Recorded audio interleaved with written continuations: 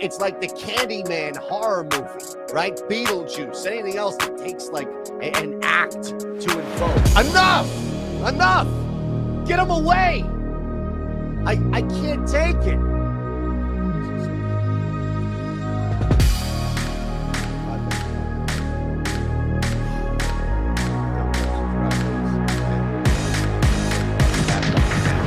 I swear, I'm walking out. If I see Joe Mazzulla at all during this video one more time, I'm walking the hell out of here. I'm just letting you know. Call my bluff.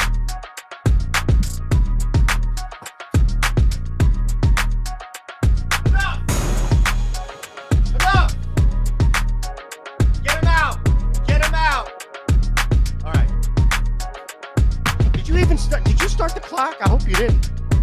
I didn't even give my customers start the clock. Let's go to FanDuel. We're going to begin with Julio Urias under 4.5Ks at plus money. Why are we starting here? Well, I figured I would take you behind the curtain, right? Or technically behind the paywall. Let's look at the Odd Shopper premium tool that's just working the market. Two of our top plays happen to be on FanDuel, where I'm building this today. And look at this massive opportunity, plus money for Julio Urias and then Jared McCann we're going to get to in a second. The beauty of this tool is you don't even need to know anything. You don't need to know who Julio Urias is. You don't need to know who Jared McCann is. You don't need to know game logs, any of that. What you need to know is that there is availability right now. Oh, he did it. Hacking the market, and I'll show you. And then he flexed in front of the kid. Strikeouts for Urias plus 126. It was FanDuel, look at that, minus 108 elsewhere, plus 105, minus 105, plus 100. Actually, no, I'm not even talking about. These are two different cards. I needed somebody else. Yeah, I was gonna say, I thought it was Gaethje and the next. Sterling. Oh, I needed Izzy the next week. I definitely didn't need Gaethje because I didn't watch that fight because I knew I had to dodge it. But whatever the main event was that fight, that's what I needed. I needed whoever the underdog was, and I already don't remember. Whenever the Izzy card came up, I was live into that final fight, and at that point I would have needed Izzy if whatever fight before that changed the output. At that point, then I needed Pereira to chop, and then I obviously didn't get that because Izzy won. Who the fuck? What card was that?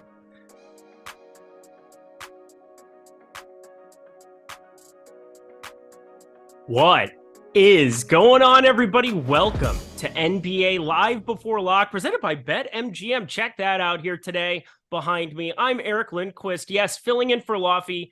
Happy Mother's Day to all the mothers.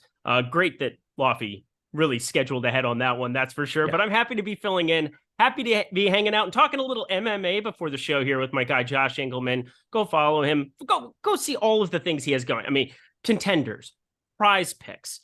He's doing pretty much everything you can imagine.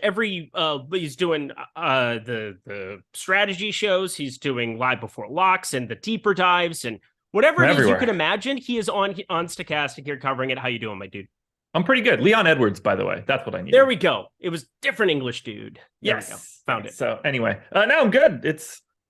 We got a good one today, man. Sixers, Celtics, game 7. This one is going to be interesting. I don't know. We're seeing coaches drop like flies. John Morant dropping again. Genius, man. Just a complete idiot. He's an absolute moron. What are you doing, dude? It's going to be a really interesting 24 hours for the NBA with Monty Williams gone, the Ja suspension, and then whatever ends up happening here. I guess decent chance to get a rematch of both 2020 bubble series in the Eastern and Western conferences. Denver and the Lakers, Celtics and the Heat. If the Celtics win, we're running back the bubble. So maybe everybody will just shut the hell up about the bubble either counting or not counting. Because, 3 years later, a lot of the same nucleus of those teams exist on both sides, and they're still pretty good at basketball. Yeah, I'm just excited for basketball in general. It's fun. We also have a big week coming up. Do you know what Tuesday is? Well, it's game 1. It is the NBA lottery. Oh my God, that's right. So we'll find out how San Antonio rigged it this time around, like they did with Duncan. That'll be enjoyable. But where do you want to see Wembanyama land? Okay. If you could pick one team that has a realistic chance, like we're not talking those outlier, and the Bulls also rigged it to be able to get a number 1 pick. If you could see a realistic opportunity for Wembanyama, where would you like to enjoy watching him the most? I mean, Dallas is the snap answer. I just want him to just go play with Luka. That becomes like a really interesting situation. Be nice to have that 250K. Mark Cuban would be happy to do that again.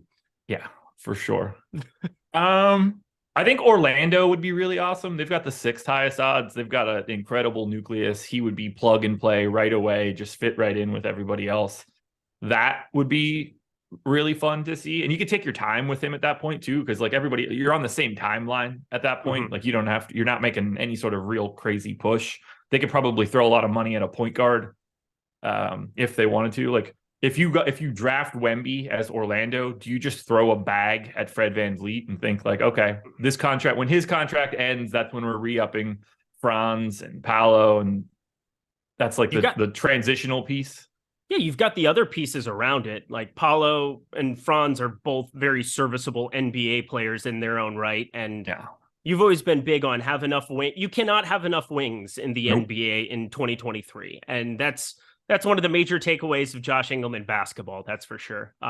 If you guys don't watch his NBA trade deadline stuff, it's the best. I think that's probably the best stream that we do here at Stokastic, period. End of story. And then it's my favorite thing to do here too. So yeah, you have the sheet that you somehow put together in like 5 seconds where you have all the salaries and you're construing it. But either way, I know we're here to talk Game 7. I know we're here to talk everything that is NBA Live Before Lock, but considering it's one game, the 7th iteration of that game, Boston, Philly, I think we'll have plenty of time. We got my guy Mike Lawrence sweating bullets down there, as I'm sure Lofty is. All the Philadelphia people, morale is high. Morale is high. Couldn't get it done there in Game 6, but we continue on our merry way. We're heading over to Boston for this Game 7. And what do you think about Game 6 before we dive into salaries, before we dive into constructions, before we dive into everything else? It was nice to see Robert Williams get a little bit more playing time. I've been clamoring for that for 3 weeks. Nobody listened until then. Tatum had one of the weirder games you're going to see, and then all of a sudden it became the Tatum show in the 4th. I mean, look, ultimately, I just think Boston is a better team. They got it done in Game 6. It is going to look like a gigantically ugly collapse if they don't do it here. And I think I don't want to say they have no issue. I mean, we're talking about what, like a 65-35 or 60-40 split, whatever it is for today. I'm interested in the rotations for the guards for Boston. That's probably a swing piece for today. Either getting Brogdon, White, and Smart right, or not getting the piece that's wrong. Like that'll be interesting because those guys we can pretty much guarantee that those guys are going to play 96 minutes split across the 1 and the 2. One of them is going to get a haircut. Leading assumptions, Derek White, based on the most recent game. But, if he's playing well, he's just going to stay on the floor. Like they have no reason to not go to the hot hand. So I think Smart is probably the safest. And I think there's a really interesting dynamic between Derek White and Malcolm Brogdon for today. Yeah, it's a very interesting prospect. Just a 7-man rotation we saw from Boston in that Game 6 in Philly. Do you think that continues? Hit me with that again. I was reading chat. Oh, you're good. No, so we had a 7-man rotation in general here for Boston, and we were talking a little bit pre-show about 1K dandies on how to try to make those roster constructions work, who could maybe run into a minute or two. 7-man rotation. Do you feel pretty confident that Boston's going to run that back this game? I'd call it 7.5. It wouldn't surprise me if Grant Williams got on for a rotation, depending on, if anything weird happens to Horford or Robert Williams. I think you probably get a rotation out of Grant Williams, or can get a rotation out of Grant Williams. I'd be very, very surprised if anybody else stepped on the floor, barring injury or foul trouble. Yep, I'm with you. Well, guys, hit that like button, hit the subscribe button, notification bell. Happy to be with you on a Sunday, working a little bit. Getting some NBA lineups here together, sweating some MLB here while I'm at it too, as Walter Cabrera. What are we doing? And then Rizzo goes yard. Yankees looking like they're a decent little stack to start it off. What? Josh from Los Angeles is equating you to Tom Wams from Succession. Are you a Succession guy? I'm big time. Yeah, but I get the comp. I get it. Really? Yeah, of course. Oh, hey, all friends, cousin. Hey, yeah, no, I see it. I really do. That's a good comp. That's terrible. Except for here's the thing. I'm pretty sure I'm not going to spoil the finale because this is just my assumption. I'm pretty sure he's going to end up being a major player when this show ends. Oh, yeah. I think For he's sure. like the dude who's maybe the most dangerous because he has all the intelligence about all the Oh, bad you shit that mean went down. in the show? I think in the show, he's going to Oh. end up being the dude who comes out the best. I You don't know. agree with me, Mike? I have no idea what they're going to do. It's been an awesome final season though so far. It's fun. I'm hoping Shiv dies. Like in childbirth or something. I don't want to say that would be great because I don't want it to sound like that, but I despise her character. I think she's awful. Awful. Yeah. I really don't enjoy her acting. Oh, I just confused Tom and Greg for a second there. Yes. Something about Tom and Greg. Yeah, no, it's gonna be pretty interesting to see how this finale wraps up and how the end of this comes together. The co-CEOs. I mean, we're about to watch some stuff go down tonight. I'm pretty sure it's gonna be a good time. I'm excited. I won't see it till tomorrow, but it'll be a good time. Yeah, Culkin is the best part of that show. Are we in agreement there? He's so good.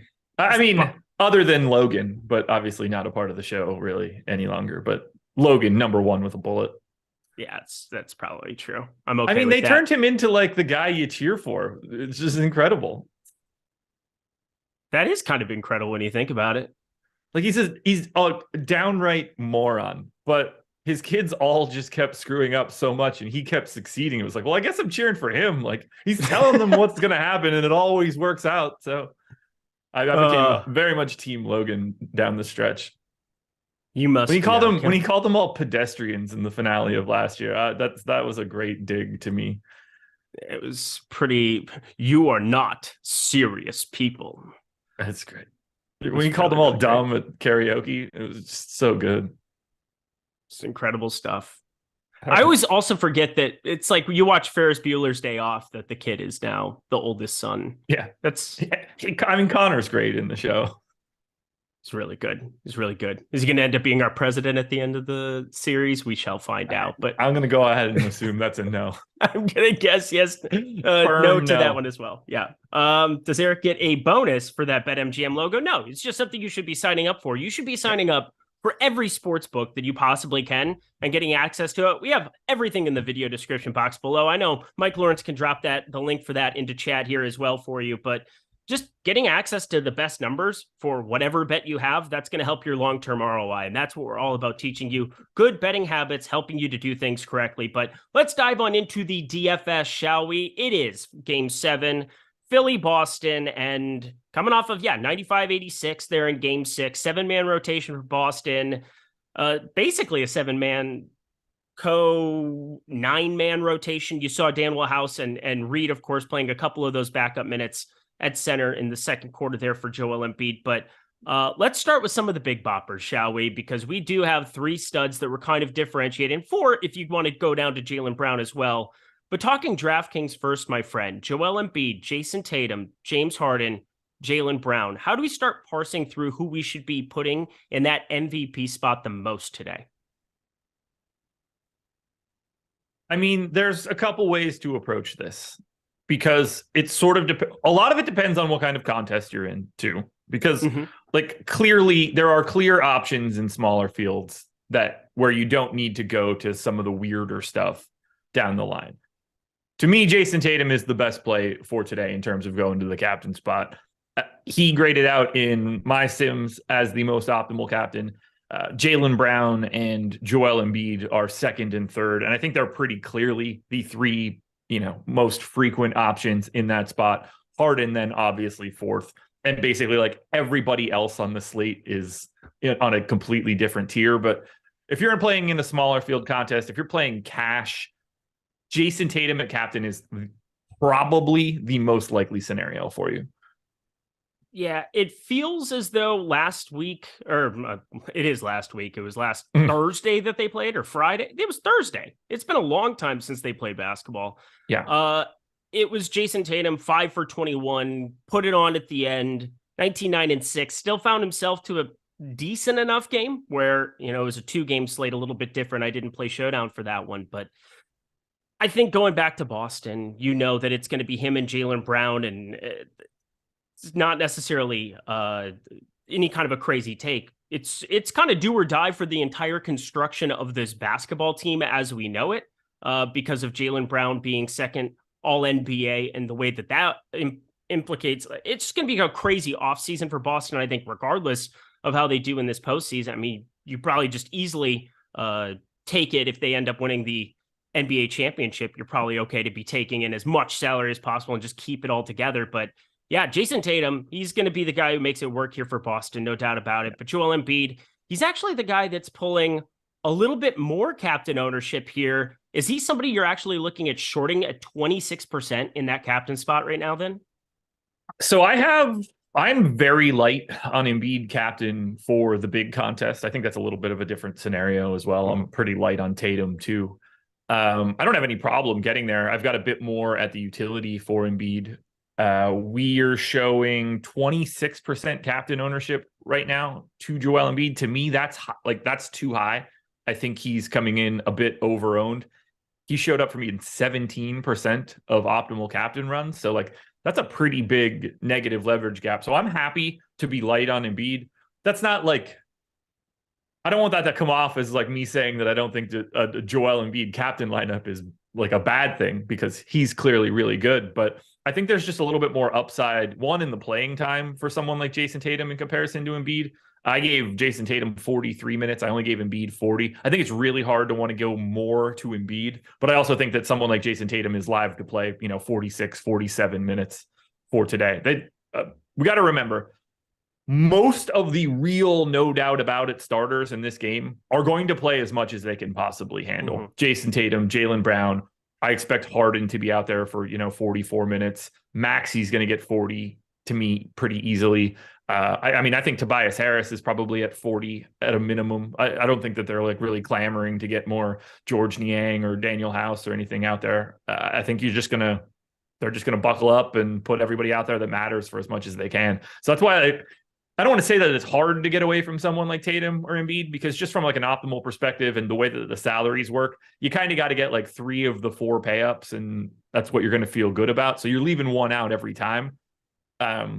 But today, you're not going to feel great about whoever you left out unless they're a giant bust, because you're getting whatever score you have at halftime. If you've got Jason Tatum and he's not playing all that great, you also know that he's about to play 23 more minutes. It's very true. And Joel Embiid, when you go up to that top captain spot, it thins out how you can get different. You're getting 3,900. There's this no man's land where we're kind of making assumptions that House, Reed, Williams, Niang, that entire section, that we're going to be parsing through the same pieces as everybody else. And if you play Jason Tatum, 11K, James Harden, 10-2, you end up in 3,900 in that range. You're probably taking 2 of those guys to try to make everything else work.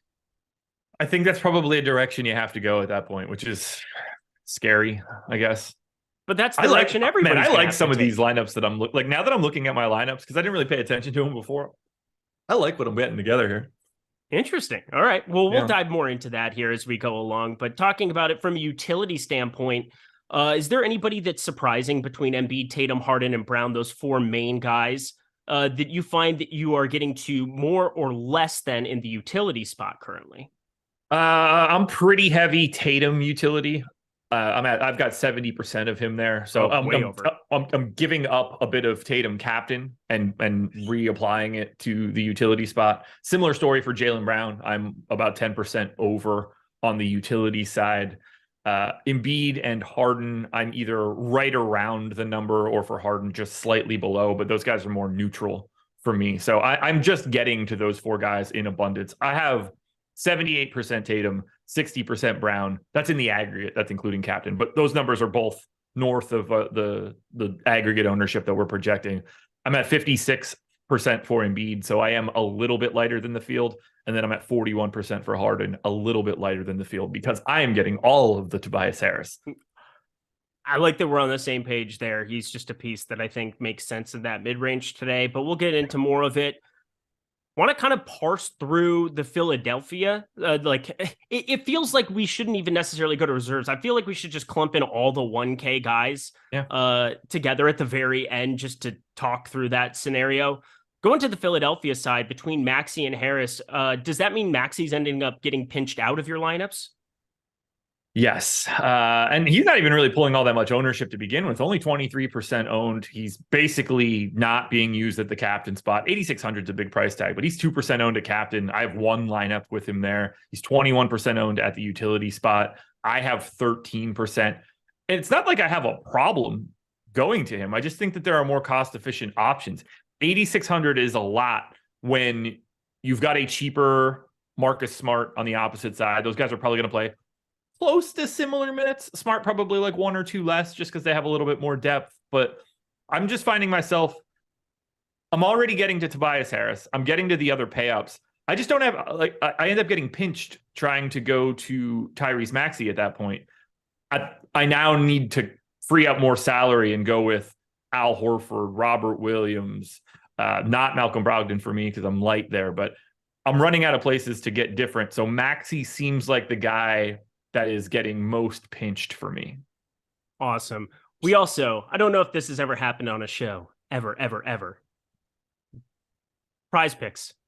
We have a mid-show change to the sponsor. Has that ever happened whatsoever? We're going to talk a little PrizePicks here, my friends, because, well, that's what I do. That's what Josh does. We play a lot of PrizePicks, whether you're in North Carolina, California, wherever it might be, where you don't necessarily have the easiest access to legalized sports betting. PrizePicks. We're going to talk a little bit of their great stuff. Use promo code Stokastic. Get $100 first match deposit bonus. What beautiful stuff. It allows us to kind of tie in the great video that you should have already watched from Josh Engleman here over at Stokastic, covering his favorite 2 plays. He's been doing that throughout this entire postseason. It has been profitable if you have been watching, that's for sure. Replays for today. Joel Embiid free square. Make sure you're tacking that bad boy on. Yeah, 0.5 points, my friends. I think you want more on that. I'm throwing it out there. I mean, if he goes under, I hope you fade him in DFS. Yeah, I was going to say, just take him out. Most popular play on the entire slate in the captain spot. That would work out well for you. Trim a quarter of the field instantly. That'd be enjoyable. But yeah, I'm with you. Tyrese Maxey, just seeing him $600 away from Jalen Brown feels wrong. And then projections just echo that in a monumental way. That's a really good comparison point that I wasn't looking at heading back up, because I've got Jalen Brown projected for significantly more fantasy points than I have Tyrese Maxey projected for. Yep. It's a pretty easy avenue of seeing, hey, well, there would be your 1 point of deviation, but I don't really think it's worth it. Like if you're zeroed out and you go from Brown to Maxey, I understand it. You probably avoid some duplication, but probably not enough to the point that I'd want to give up 10 raw points over on DraftKings. Right. Yeah. Is that what we have it at, 10? Yeah, it's right around 10. It is at Jalen Brown's projected right around 40.5. Tyrese Maxey 31.5. So yeah, nine raw points done. I got it at 42.2 to 31.1. So I'm at about 11. So we're right in the same ballpark there. Wild. But then there's this whole nucleus down here. Tobias Harris seems like a guy that you're getting to a lot in the captain spot, the utility spot, going to be something that you're taking a pretty large stand on today. Yeah. He's kind of the other piece of Philly. I think we can safely assume, barring foul trouble, Embiid, Harden, Maxey, and Harris are going to play as much basketball as humanly possible today, unless one is playing egregiously poorly or gets hurt. How does Harris kind of stack up for you relative to some of these other Boston options on the other side in that price range? I think undoubtedly he's the guy getting most underrepresented on this entire slate. I'm way over on every bit of it. He's my most exposed captain right now. I have him in 28% of lineups. I have another 40 at the utility. So I have 69% Tobias Harris. Actually, when I say that he's the most underappreciated guy here, that could also be Derek White. We'll have that conversation in a bit. But for Tobias Harris, here's what I'm seeing. And I took a minute away from him because I was getting even more and I needed to pump the brakes for it. So I have him in for 39 minutes, but he played 42 in the most recent game. He got to 45 in the OT. There's no reason he's not playing 40 minutes or more unless he can't stay on the floor for foul trouble. But here's the real issue for Tobias Harris. And I don't really understand why this is happening. I took the Tobias Harris over on PrizePicks as well for the same sort of reason. We know that he's going to play a shit ton of minutes. I don't feel like I'm projecting him with like lofty aspirations. We're talking about a guy that's normally a 0.9 fantasy point per minute guy. Over the past 30 days, he's at 0.84 fantasy points per minute. In this game, I'm projecting him at 0.77. That's a pessimistic outlook. Sub 0.8 for Tobias Harris is a pessimistic outlook, but the playing time is there. I don't know why he's not getting as much representation. I projected him like shit, and he still shows up aggressively in my lineups to the point where when I ran my sims this morning, I got Tobias Harris in the optimal at captain almost 9% of the time. That is way above the 4.5% that we're projecting from an ownership perspective. I get him at 33% in the utility. As of right now, we have him at 27% at utility. I think he's just light, and I don't really see anything that I could do. The only thing that I would make a change to, I would give him more playing time, not less. So I can't get away from him. I think he looks great. Yeah, he feels like a ride or die guy in that mid-range, and Smart, Brogdon, and White, I mean, they're going to be interchangeable, and you have Harris smack dab between Smart and Brogdon, the two people that I think most people assume to be getting the lion's share of that Boston backcourt, like just as far as getting those minutes. Yeah. But Harris feels just safer to me, and now he's underappreciated compared to both of them. I'm definitely going to be getting there as well. That's going to be, I'm just, throwing a couple of lineups in here today as I'm running this show together. Got MLB going, and it'll be a fun afternoon. That's for sure. But I'm going to be firing up some Harris. He's going to be primarily one of the guys that I get to, in addition to Jason Tatum, who is my favorite captain for this slate as well. D'Anthony Melton, PJ Tucker. Do you have a preference between the two? Depends on your definition of preference. My preference would be, can you stomach one of them as opposed to the other one, which, I mean, they both feel pretty awful. I think PJ Tucker, just from a minutes perspective, we have to feel way more bullish about that, where Melton is kind of odd man out to that main nucleus, those four guys I talked about earlier from the Sixers. I don't have much of either guy. I've got 24% of Melton, which I guess is technically a little bit over the field. He's about 20% owned. So I don't have a huge stand there. I've got about 15% of PJ Tucker. That's half of the 30 we're projecting. If PJ Tucker's the guy that beats me today, I'm totally cool with it. I don't want to have to cheer for it. I'm happy to be half the field. Could he go out there and play 36 minutes or something today and make it a bit of an issue? Yeah, he could. He can fall into more playing time, and it wouldn't really surprise me all that much. That said, he could also just post a full bagel, and it won't really matter all that much either way. So I guess I prefer Melton, but I'm not exactly overly excited about either one of these guys.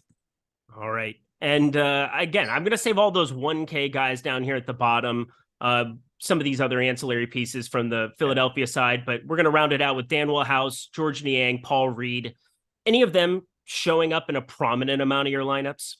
I'm neutral on Paul Reed. I gave him the 8 minutes that I don't have Joel Embiid playing. I have 14%. That's what the field is. I don't have much of a take there. I mean, George Niang is 35% owned. He appears to be the pay down option for today.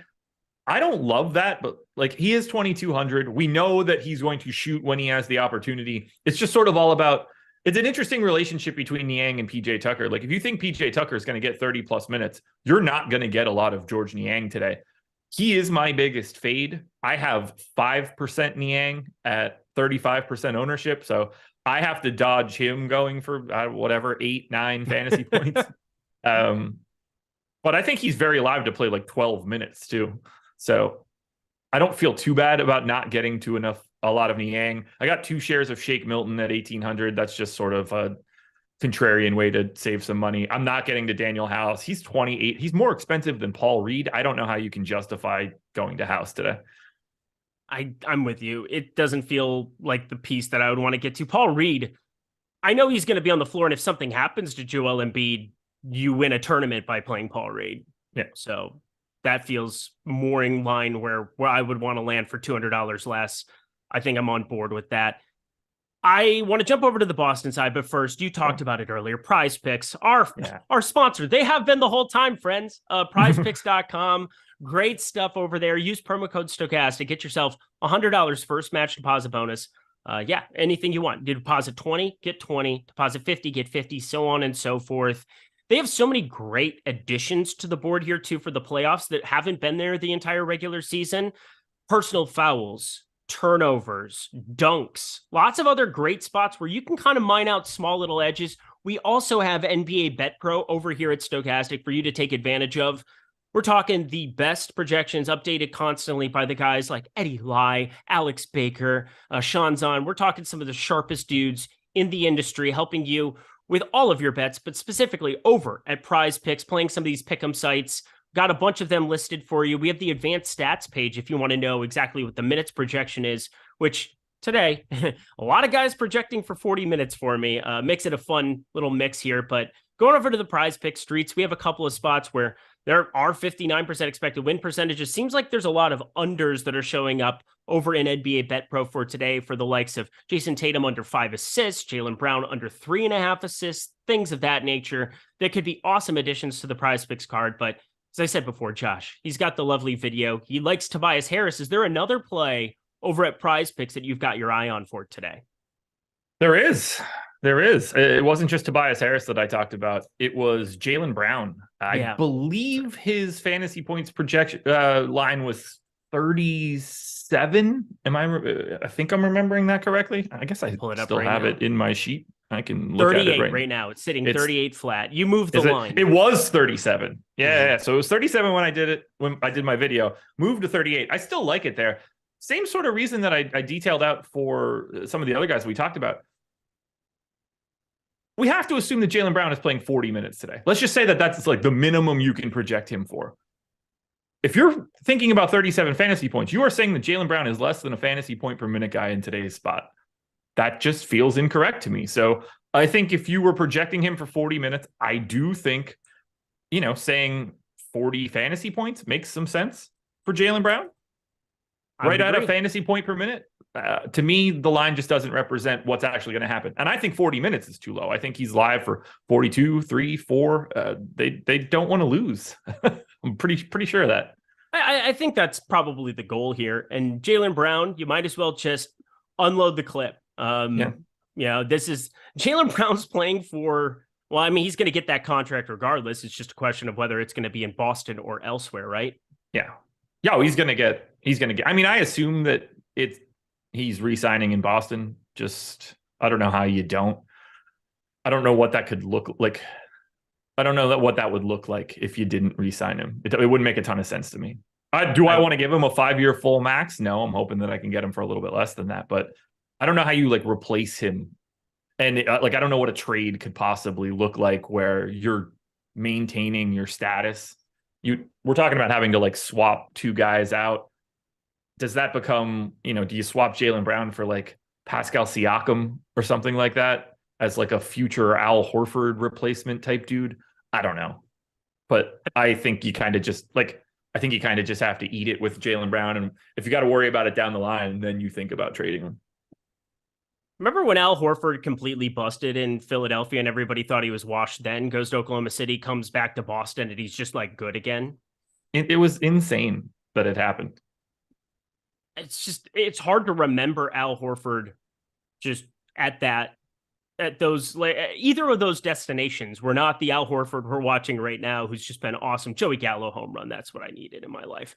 That's good stuff. But either way, Al Horford, good segue over here to the Boston pieces. I lumped in Tatum and Brown with the two studs in that conversation, but we're going to work our way down to Smart. Do you want to just kind of cover the backcourt first? I think that would make some sense. Talking through this Smart and Brogdon and White situation. How are we handling this? Because White has been demoted to the bench. He will continue to be coming off of the bench here. Just 19 minutes after all, he played 30 or more in every single game, but now the price has been adjusted, which is a huge part of what I think the difference is for Derek White on this slate compared to the last one. How do we handle the backcourt from Boston? Okay, so there are the obvious things and the not so obvious things, because like I said before, we know we're going to get about 96 minutes out of the three of those guys, out of Brogdon, out of Smart, out of White. That's just sort of what they do in any competitive matchup. It seems like Marcus Smart is the most likely guy to play the a chunk of minutes. He played 42 the last time out. I don't think you can project him like that. I think they want that to be, I think they sort of want that to be the case. I know Marcus Smart wants that to be the case. I went 37 to Smart. I'm still happy to get there. Brogdon's a bit of a wild card. He's had a good series. I think he matches up well in this spot. Again, like he's the attacking offensive guard against Maxey and Harden is probably going to run pretty well in this series. White becomes the swing guy. $5K price tag, but we have no idea what his minutes are going to look like because we did see him play 19 minutes and he got a really nice rotation in the first quarter, second quarter, and then again in the third quarter, fourth quarter. I don't think it would have been crazy if he picked up the rotation that like the extra rotation that Malcolm Brogdon got. If Derek White's like, he was -7, that's not ideal. If he's playing well, like they're just going to keep him out there. They have no qualms with like, if things are going well, they're going to just play the 5 guys out of the 7 that they play that are playing the best. If Malcolm Brogdon's shot's not falling or he's getting beat on D, they're just going to go to Derek White. Same situation. If Marcus Smart is crazy and picking up some fouls, being too aggressive defensively, they have these backup plans that are set. So I don't think that you can just immediately look at him and think 19 minutes the last game, not starting now, no way that he gets anything more. I think you have to approach it with the idea that he can play a couple extra minutes today, whether that comes from Robert Williams foul trouble, whether that comes from Marcus Smart foul trouble, or just simply Derek White comes out and hits a couple threes in his first rotation. He's the most interesting guy to me because he's not pulling any real ownership. 21% owned at the utility. I just think he's getting slept on a little bit. $1,600 cheaper than Brogdon and 17% less owned at the utility spot. $2,800 cheaper than Marcus Smart, 13% less owned at the utility spot. If you're trying to get a little bit different today, you're just hoping Derek White falls into a couple extra minutes. I think he's just the easiest guy to get to in a large field contest. I think what I get nervous about too, and I mean, I'm with you. I think that playing more Derek White makes sense, especially relative to other players in that range. I mean, D'Anthony Melton, somebody just asked in chat, being there. I feel much better about Derek White, I think. Yeah. Same. But he went 3 for 5 from 3. They still went -7. He was the only person in terms of plus minus who was minus in that entire game for Boston. He goes 3 for 5 from 3 and still can't carve out more than 19 minutes off the bench. I'm a little bit worried about it, but also I don't think there's any other option besides Derek White for Boston. And we didn't see some scenario where Marcus Smart got into foul trouble. He had 2 in that spot. Malcolm Brogdon also went 4 for 6 from 3 himself. So, I mean, maybe he just kept himself on the floor by being effective that way. There's a lot more that can change for Derek White's minutes to go up than I think for them to go down. Would you agree with that? Yeah, like I mean, I just look at one rotation right out of the gate of Malcolm Brogdon closing the most recent game. Like if he's just not playing well and Derek White had played a little bit better, then they can just close with Derek White. Like it's a very easy spot to pick up 4 or 5 minutes that we don't have to have. There's no rhyme or reason to that. When push comes to shove, they're going to go with whoever they think is the 5 best guys for today's game for the final 5-6 minutes of the game. And there is absolutely no reason that can't be Derek White. Well, 2 pieces in the front court for Boston. They make all the sense in all the land. Robert Williams, Al Horford. Again, if you're going to be playing 2 or 3 of these studs in a lineup, you've got to be getting to this mid-range as one of your captains. I think Robert Williams is somebody that makes a lot of sense just because he's a little bit cheaper. We're seeing his utility ownership a lot higher than Al Horford, who's just at a price point where $200 from Tobias Harris. I think we both probably, or I'm assuming from you that you probably prefer Tobias Harris over Al Horford, but I do. Maybe I'm underappreciating Al Horford here, and he's only 20% of the utility. How are you handling the front court from Boston? I think we get big minutes out of Horford here. Played 39 on Thursday. It's hard to pencil him in just because of him being Al Horford. I went 34. I think he's very live for 38 if things are going well. You know, they're going to throw everything at it. He's done a pretty good job on Embiid so far this series. He's been dreadful offensively, but he is putting in a lot of work on the opposite end. No problem at all going to Horford. I'm over the field. He's only 22% owned. I think that 7K price tag is probably scaring some people away. Another option, I think, where you're sort of paying up a little bit more to be contrarian by going to Horford. I actually have basically the exact same amount of Horford and Robert Williams. Just so happens Robert Williams is $1,000 cheaper and is pulling the ownership. Now that he's back in the starting lineup, we got about 28 minutes out of him. Looked really good, sort of changed the way that the Sixers were able to run their offense. They were pretty well scared to go anywhere near the rim for every single second that Robert Williams was out there. So I am getting to the two bigs for Boston at the minimum, like the field, and if not for someone like Horford, a decent amount above it. All right. I don't really have anything to add there. I feel like I should talk about FanDuel here for a quick second for the people, Sure. just because it gives us an opportunity to save ourselves to get to this 1K level where these builds, they might not feel comfortable, but something tells me that it's going to be massively important if we can guess correctly on a minute or two for somebody down there. And it could show up. You could end up with the blowout script. You could end up in a lot of things. But looking over at the FanDuel board for the people today, we have Tatum, who's actually $500 more expensive than Joel Embiid, which I find to be pretty interesting in terms of that build. Yeah. Joel Embiid going to be pulling more ownership over there as a result. Just easier for him to be fit into as many lineups as you humanly possibly want. Do you have a preference between Tatum and Embiid up there in the MVP spot on FanDuel today? Yeah, I think it's got to be Embiid because of the extra $500 that you get to save. He showed up in my sim at 46% for the MVP. He's at 41% ownership. So I'd be a little heavier on Embiid. I got 30% for Tatum in that MVP spot. So we're talking about 75% of all MVP situations are Embiid or Tatum. I'm around those numbers, but I do prefer Embiid between the two. We also have Harden at 15%. I got him at 18. So I guess I would have a little bit of a lean there. After that, if you're picking somebody else, I mean, like Jalen Brown's at 6%. Could Jalen Brown be the highest scorer on today's slate? Sure. But I think that's like a 1 in 20 type situation. I think that ownership looks about right. The star spot is kind of interesting, though. Mm-hmm. That's where you start to see Harden and Jalen Brown start to get a little bit more love. But at the top end, I kind of think that most of this ownership to MVP and star is pretty well efficient.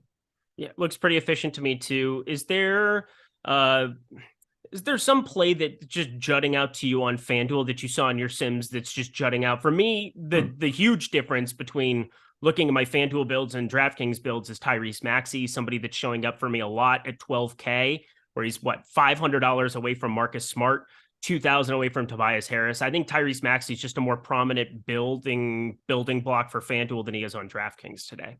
No problems getting to Tyrese Maxey. I do think his best spot is probably at the pro. Yeah, and that is where we're seeing the most ownership. I mean, this should be no surprise. I liked Tobias Harris on DraftKings. That's not really any different here. I think he's a little underrepresented in the ownership, but the 10K price tag is a little higher than I would have liked.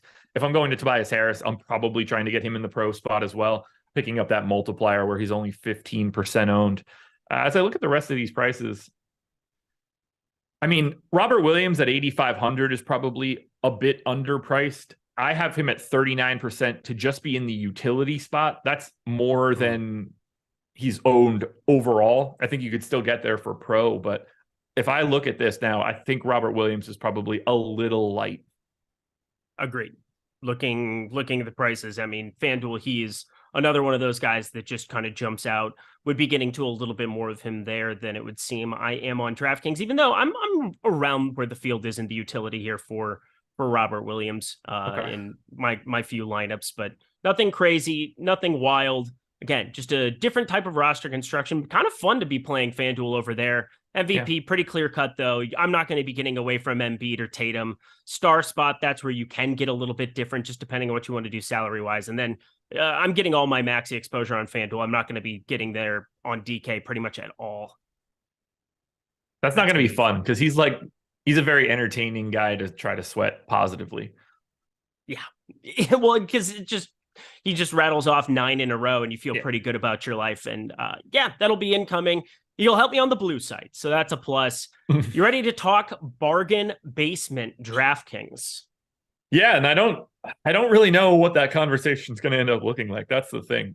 I'll just lead that. It's kind of the way every showdown is. I mean, every showdown should be kind of like we're talking some very nuanced stuff, and we're so data driven, and that's what it comes down to. And data would tell you not to play any of these people in regards to their chances of being optimal, but because it's identical to everybody else's chance of being optimal.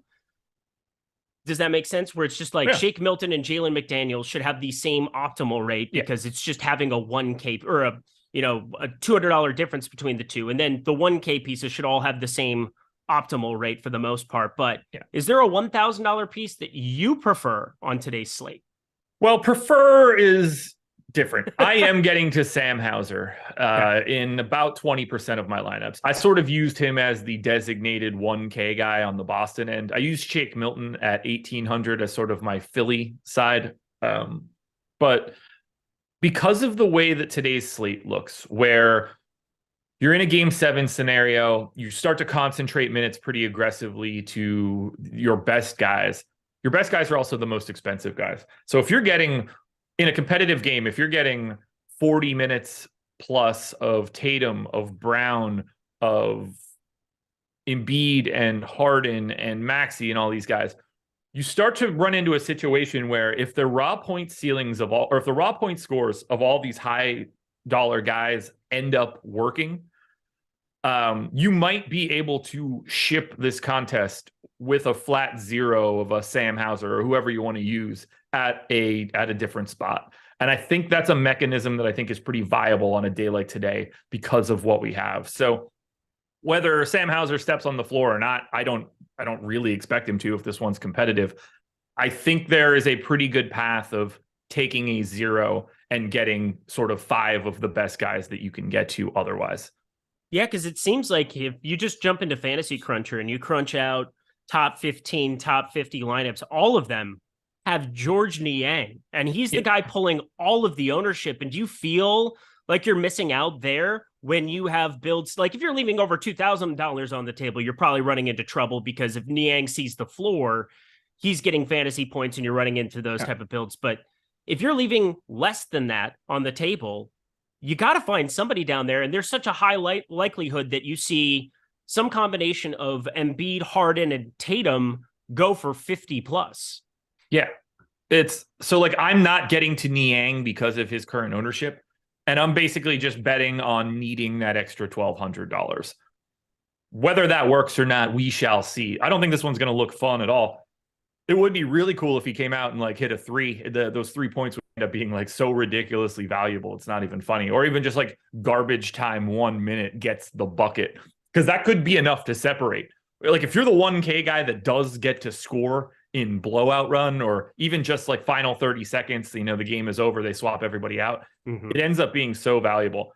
I don't love it. You'll see these builds pretty regularly in these sort of situations. Like if you look back at some of the ownership from like the Lakers Warriors game, as I look at this right now from a salary perspective, we saw like 5.5% ownership went to Kuminga, who obviously we weren't expecting to like really see out there. Moses Moody was 2K.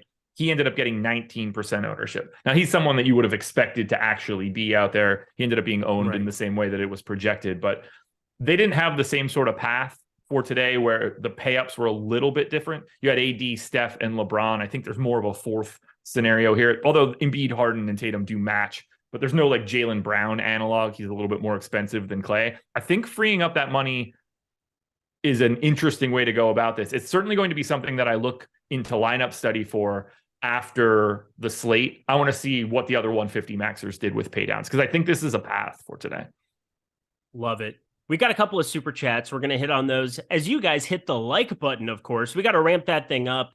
Again, I'm working a little extra here on Sunday. Happy Mother's Day once again to everybody out there building lineups here at the moment, ignoring their mothers, but definitely check in, give them some love. They're the best. So appreciate you guys. Josh Chief 499.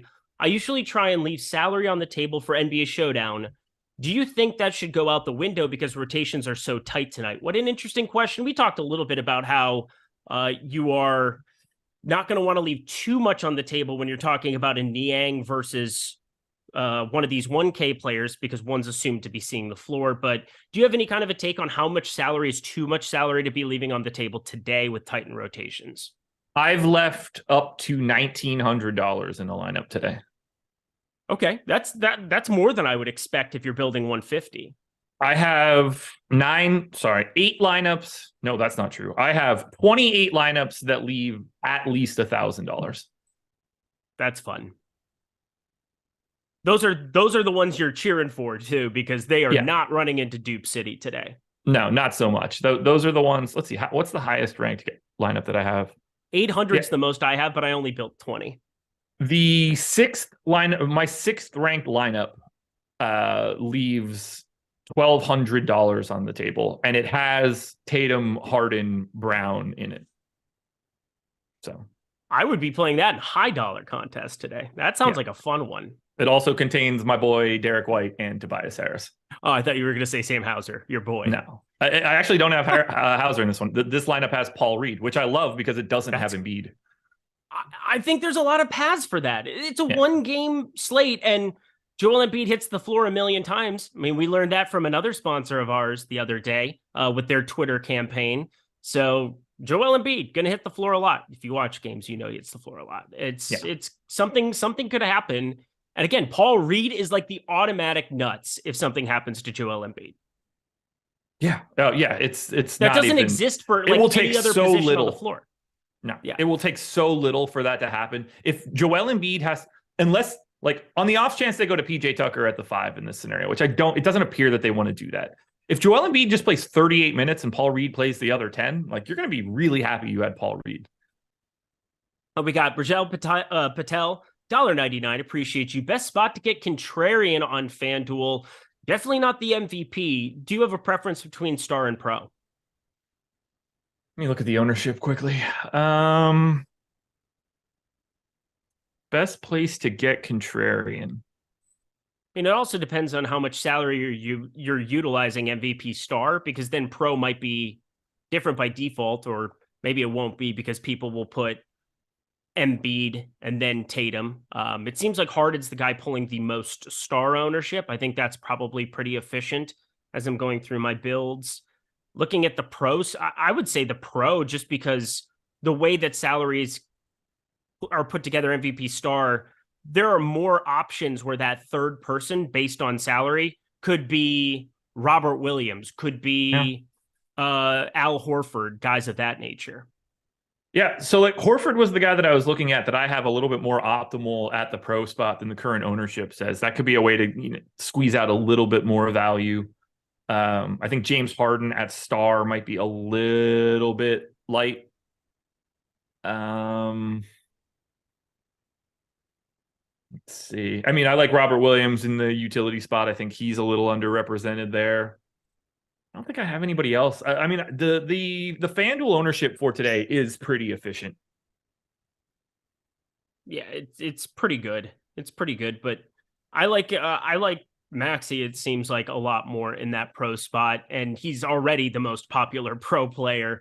So it's kind of interesting how that works out, because it's not contrarian, but I think that that would kind of be the edge to that on FanDuel. I think today is just having a lot more of Maxey at a 12K number and just having him in that pro spot. And then I can cheer for him, because again, DK, not going to be cheering for him. That's you and me both. You and me both. Good game, us in incoming 50 spot. James Magruder, $1.99, best projected captain for single entry. So for a single entry tournament today, Josh, you get one captain to rule them all, one captain to find them. Who are you riding with? Jason Tatum. Agreed. I think it's pretty clear cut. There's also deviations from that $600 that you're saving from having Embiid in that captain spot that I can get to a different build. That's what I'm using. I'm playing a couple of those single entry tournaments, and Tatum, and then I've got Tobias Harris in the other one. That would be probably number 2 for me. I mean, if I'm playing a single entry there, I'm probably gonna have a lot of Tatum or Embiid in those scenarios. So I'm going to assume that contest isn't a huge field. Okay, that's fair. I was thinking larger field, getting to a little bit different with Harris, but again, if it's going to be a pretty condensed or smaller field, for sure, you're just taking one of the studs, jam in the raw points, figure it out elsewhere. Alrighty, y'all. We've got 8 minutes here until lock. Plenty of time to be able to get everything done that we want to. We talked a little bit of PrizePicks. We went through all of the salaries here, talked about some of the captain ownership.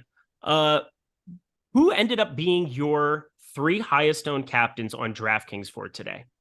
Tobias Harris, Marcus Smart, and Robert Williams. Marcus Smart? Yeah. Hello. Yeah, I didn't know that until I just clicked on the table, if it helps. Thanks, ChatGPT. Let's go. For real. I guess that's just working out from a salary tier.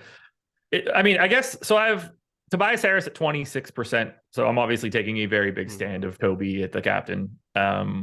Smart, Time Lord, and Jason Tatum are the only ones that are at 10 or more. Derek White and Jalen Brown are at about 9. Horford's at 7. I'm pretty scattered at that point. Nice. But yeah, I can tell you're playing large field GPPs with those 3 captains. What'd you say? I said I can tell you're playing large field GPPs with those 3 captains. Right. Yeah. Like I don't find as much. There's a decent chance that I'm skewing a little bit too contrarian today, but I won't be able to know that until I reevaluate after lock. But I don't have a lot of utility in like a 87 way chop today. So I'm trying to avoid that as much as I can. Mike, $1.99 for the super chat. Celebrate the first super chat from Mike. We appreciate you. I don't know what that avatar is, but it's cool looking. It's like a little red goblin thing. Jay, $1.99. Thoughts on, is it Pearl Jam? I'm not a Pearl Jam guy. I don't know. Really? I don't know. Not a Pearl Jam guy. It's weird too, because I like Eddie Vedder individually. Like Big Hard Sun that he did for that, what was the Alaska movie? The one where the guy takes the van to Alaska. Into the Wild? Into the Wild, yeah. I love Eddie Vedder, Big Hard Sun. I love all of his ukulele stuff individually. Belong to You. I know all of those songs. I just don't like Pearl Jam. Interesting take. That's a new one for me. It's a weird take. It's obviously something I've had a conversation with somebody about before. Hard to make that up. Jay, $1.99. Thoughts on a blowout going Boston away? Definitely in line. Definitely a possibility. But do you have anything that's showing up in weird varieties? Do you have a lot of 5-1s going on anywhere? Ooh, I actually don't know. I didn't add any of that up for today, so I actually don't know the answer to that. I guess I can figure that out pretty quickly. All right, James Magruder, $1.99. Best projected cheap player on DK single entry. Projected cheap player, probably George Niang, even though I completely hate it. Yeah, it's Niang. It's not who I'm going to, but it's the answer to the question. Yep. Tip Tonius, $1.99. Tobias and White or Al Horford and Robert Williams utility for FanDuel. Oh, boy. I think that's got to be Horford and Williams. I love Tobias Harris and White, but that's like an ultra more contrarian build. Yeah, and White is he's 7,500 on Fan. I'm with you. It's got to be Al Horford. Al Horford 9K over on FanDuel. Another guy we talked about him earlier. Definitely somebody to get some leverage. That's the most Lindquist thing of all time. You're welcome, Strammy10. That is my take, and I'm sticking to it. Stephen Leibowitz, thanks as always. Well, thank you, Stephen. You're always watching member for 25 months. Any Brogdon captain love? Do you have any Malcolm Brogdon captain love? I am pretty largely fading Brogdon, about half the field right now. Obviously, like all of these things are viable builds. Like I would never tell anybody not to make a Malcolm Brogdon captain lineup. For sure that can win, but I think he's a little overrepresented today. By the way, I have 27 5-1s of Boston. I have 1 5-1 of Philly. 54 of my lineups are 4-2s for Boston. And then I've got like a pretty even split of 3-3s. Got it. 1. I want to know what that 1 looks like from the Philly side, just because, I mean, what kind of game script do you run into where you get less than 40? Not gonna win dick. Do you want to hear it? Yeah, I do want to hear it. It is Tobias Harris, captain, Embiid, Harden, Maxey, PJ Tucker. So starting lineup of the Sixers plus Derek White. That is the Philadelphia up by 30 game script, right? At halftime on the road, just pull a Denver. That is a lineup for sure. I'm cheering for that one personally. If you want to dupe it, go ahead, people. Throw it out there. You've got 1 minute and 11 seconds to do so. You boners dupe that, I'll be really unhappy. Well, where do I have that ranked? Let's see. That's what I'm curious about. I don't know how that ends up in your top 150, but I love it. Let's find out here. So that was Who's the cheapest guy? Tucker's in the 5 spot.